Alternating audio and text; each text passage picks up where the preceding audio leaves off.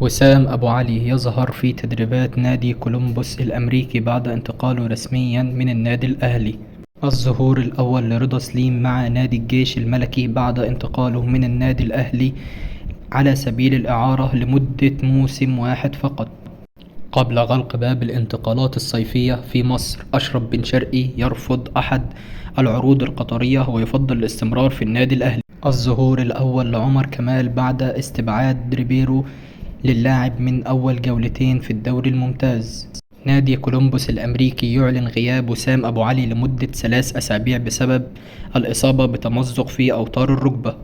أحمد فتوح لاعب نادي الزمالك يقدم اعتذار لجماهير نادي الزمالك في أول مباراة من الدوري الإماراتي. الظهور الأول لمحمد النني وإبراهيم عادل على دكة البدلاء.